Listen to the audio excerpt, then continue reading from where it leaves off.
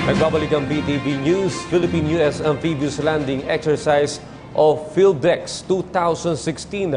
Formal nang binuksan ngayong araw. Mahigit 1,000 Amerikanong sundalo narito sa bansa para sa mga nakatakdang joint exercises sa pagitan ng dalawang magkaalyadong bansa na tatagal hanggang October 12.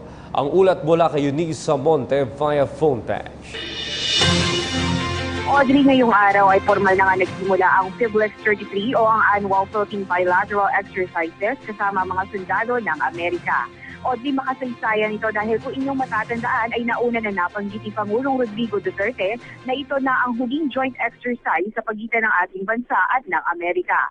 Ngunit tayo naman kay Brigadier General Restituto Padilla, tagapagsalita ng Armed Forces of the Philippines, nilinaw at pinag-aaralan pa rin ng AFP ang direktibang ito ng Pangulo mula sa Department of National Defense. Ang PhilDex ay kinabibilangan ng 500 hanggang 600 sundalo ng Philippine Navy at 1,100 sundalo ng US Navy.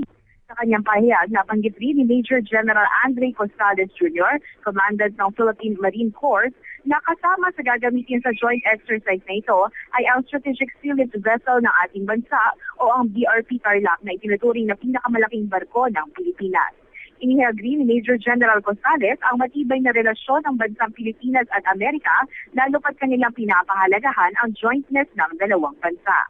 Ngayong taon, ang PhilDex Joint Exercises ay gaganapin sa iba't ibang bahagi ng Pilipinas na may 3 major event kagaya ng Command Post Exercise, Field Training Exercise at Humanitarian Civic Action na gaganapin sa Clark Air Base, Pampanga, Ternate, Cavite, Clove Valley, Tarlac, San Antonio, Zambales, Palawan at Cagayan. Nauna na may tinanggi ng tagapagsalita ng PhilDex na walang kaugnayan ang joint exercise na ito sa controversial na West Philippine Sea.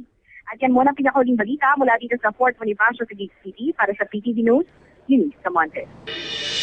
Maraming salamat, Eunice Samonte.